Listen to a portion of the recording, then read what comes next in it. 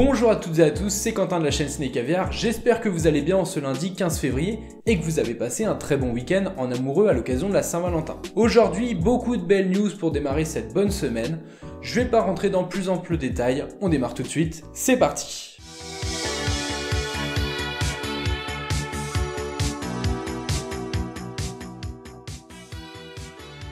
On démarre la semaine avec cette news, les 3 mousquetaires vont revenir au cinéma. Alors si vous êtes adepte de films français, vous allez être comblé, puisque c'est une nouvelle adaptation du roman d'Alexandre Dumas qui va bientôt avoir lieu sur nos écrans. Il sera réalisé par Martin Bourboulon, le réalisateur de Papa et Maman 1 et 2, mais aussi coécrit par Alexandre de la Patellière et Mathieu Delaporte, les réalisateurs du film Le Prénom et Le Meilleur Reste à Venir. Je ne vous ai pas encore précisé que le casting de ce 3 mousquetaires français va être 5 étoiles, avec vraiment du lourd, puisque François Civil, Eva Green, Vincent Cassel, Romain Duris, Pio Marmaille, Lina Coudry ou encore Louis Garrel seront au casting de ce film.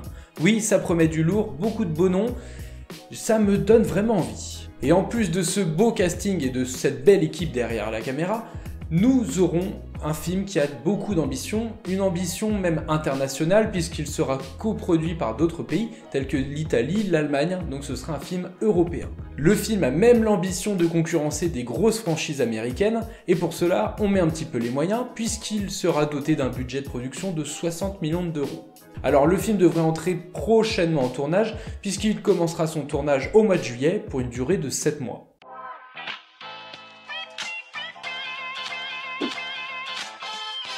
Après Godzilla vs Kong, le réalisateur Adam Wingard va s'atteler à la réalisation de la suite d'un film d'action des années 90, Volte-Face. En 1997 sortait le film Volte-Face, avec notamment un Nicolas Cage et un John Travolta qui s'affrontaient dans un film d'action déchaîné des années 90, réalisé par John Woo. Récemment, le réalisateur Adam Wingard, qui est en pleine promotion pour son gros blockbuster Godzilla vs Kong, a annoncé qu'il travaillait sur le développement d'une suite à ce Volte-Face de 97, mais cette fois, ce ne sera pas un remake au goût du jour, mais vraiment une suite fidèle au premier opus, dans lequel nous ne savons pas encore si les personnages originaux reviendront.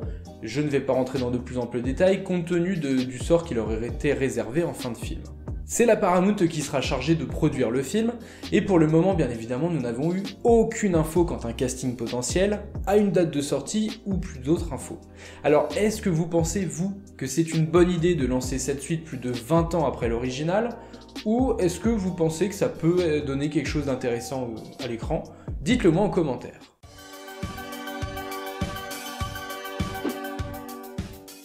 Je vous parlais la semaine dernière d'un projet consacré à l'univers de Spider-Man, puisqu'un film solo basé sur l'antagoniste Kraven le Chasseur était en développement.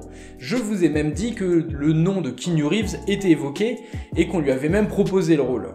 Eh bien, calmez vos ardeurs puisque, selon certaines rumeurs, le comédien aurait refusé le rôle il y a cela plusieurs mois. Si vous êtes fan de l'acteur de John Wick, c'est peut-être un coup dur pour vous, mais en cela j'ai envie de dire, calmons-nous les fans. J'ai peut-être tout de même une bonne nouvelle pour nous, les geeks, puisque l'acteur Karl Urban, acteur qui cartonne en ce moment dans la série The Boys et que nous avons pu voir dans les derniers films Star Trek, acteur dont la cote de popularité est réellement en hausse en ce moment, cet acteur, selon les fans, pourrait potentiellement jouer le rôle de Kraven le Chasseur. Alors, ce sont des rumeurs, c'est ce que les fans proposent, mais on sait que potentiellement Sony Pictures pourrait entendre la volonté des fans et pourquoi pas proposer le rôle à l'acteur. En tout cas, je pense réellement que ce pourrait être un rôle très intéressant pour l'acteur, un rôle assez badass, un peu bougon. Karl Urban, c'est un petit peu son domaine avec le personnage qu'il joue dans The Boys. Je me dis que ça pourrait être intéressant. Bon, dites-moi vous ce que vous en pensez. En tout cas, pour l'instant, tout est hypothétique, nous n'avons pas plus d'infos. Ce ne sont que des suppositions.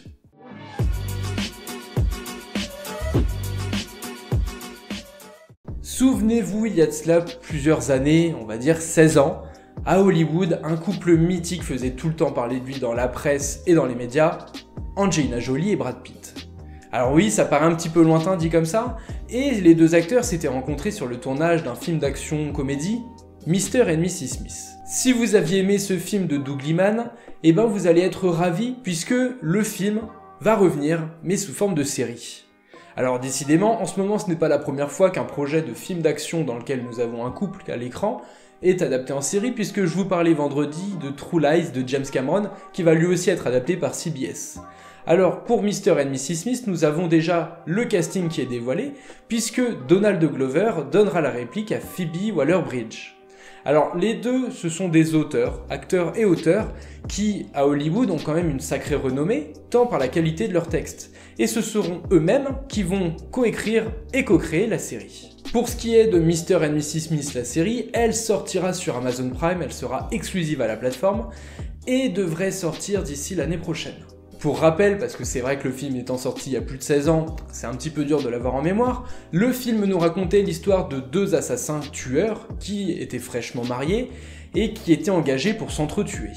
Alors le film promettait un petit peu d'action, un petit peu de scène torride, et le tout avec un couple mythique à l'écran, ça faisait rêver. Alors là, les deux acteurs se donneront la réplique, ils ne sont pas en couple, du moins pour le moment, mais pour la petite anecdote, ils ont déjà joué une sorte de relation amoureuse assez ambiguë, puisque les deux jouaient dans Solo, puisque Donald Glover,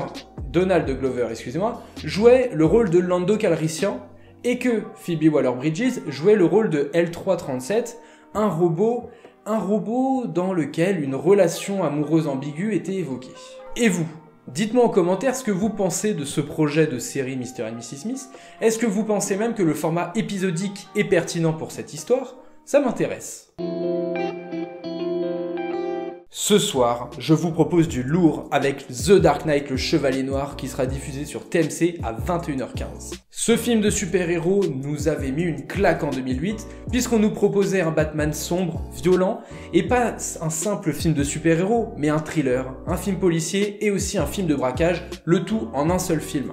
C'était réalisé par Christopher Nolan, et autant vous dire que ça envoyait du pâté. Si The Dark Knight a aussi fait autant parler de lui, c'est pour l'interprétation du Joker, l'antagoniste du film, interprété par Heath Ledger qui est malheureusement décédé avant la sortie du film, une interprétation magistrale. Ce film est aussi célèbre grâce à la tension qui est présente durant les 2h40, tension qui est accentuée par la musique d'Hans Zimmer qui nous délivre ici une de ses prestations les plus inspirées.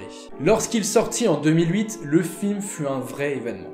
Pour info, ce fut un succès critique et public, il fut très rentable et franchit même la barre symbolique du milliard de dollars de recettes. Alors aujourd'hui, c'est une barre qui est assez régulièrement franchie, mais à l'époque en 2009, ce fut le 4e film à la franchir, après Le Seigneur des Anneaux 3, Titanic et Pirates des Caraïbes 2. Si ce soir vous voulez un film qui a pas pris une ride, qui a de la tension, de l'action et qui ne va pas vous laisser un moment de répit, c'est le film parfait. Donc voilà, allez-y, foncez, vous serez pas déçus. On termine l'émission du jour avec des images inédites de Justice League Snyder Cut. Je sais, je vous en ai parlé quasiment tous les jours et promis cette semaine c'est la seule fois où je vais vous en parler. Je vais essayer de m'y tenir sauf si j'ai des grosses infos à vous communiquer. Mais voilà, vous êtes prévenus. Puisque là nous avons eu une bande-annonce d'une durée d'à peu près 2 minutes 30 qui a été dévoilée hier après-midi, donc le jour de la Saint-Valentin. Quoi de mieux pour combler amour et cinéma? Et vous allez voir que cette bande-annonce promet du lourd. Déjà, nous voyons une version tellement sombre de Justice League, telle que nous ne l'avons pas vue en 2017, avec beaucoup d'action, et vous allez le voir, la bande-annonce est très dense. Il se passe énormément de choses, ça promet, pour le film de 4 heures, beaucoup de scènes de tension. Là où je vais vous le dire très franchement, c'est que je suis assez enthousiaste à l'idée de ce projet. Vous l'avez vu, je vous en parle très régulièrement. Je croise les doigts, j'ai beaucoup d'attentes envers cette Snyder Cut.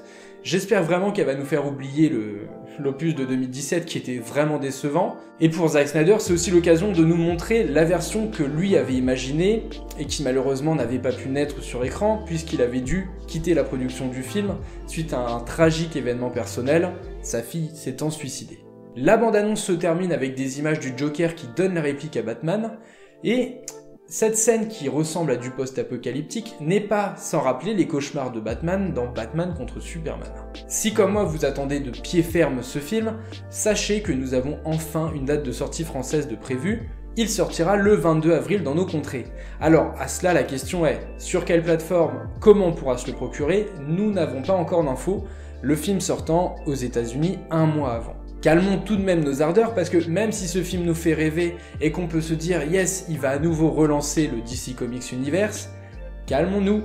Pour l'instant, aucune suite de Justice League est annoncée, et Warner Bros a même pas forcément envie d'en lancer de suite. Donc, ce sera peut-être juste un film one-shot, mais bon, déjà 4 heures, on aura sûrement de quoi nous combler. Après, de toute façon, quand le film sortira, je vous en parlerai sûrement sur la chaîne. Un des films que j'attends le plus cette année avec le Dune de Denis Villeneuve, donc oui, beaucoup d'enthousiasme, beaucoup d'attente, j'espère ne pas être déçu. Et voilà, l'émission du jour est terminée, j'espère qu'elle vous a plu. Likez, partagez, abonnez-vous si ce n'est pas déjà fait. Je vous souhaite un très bon lundi, un bon démarrage de la semaine et du courage, et on se retrouve demain pour une nouvelle émission. Ciao ciao! See you next time.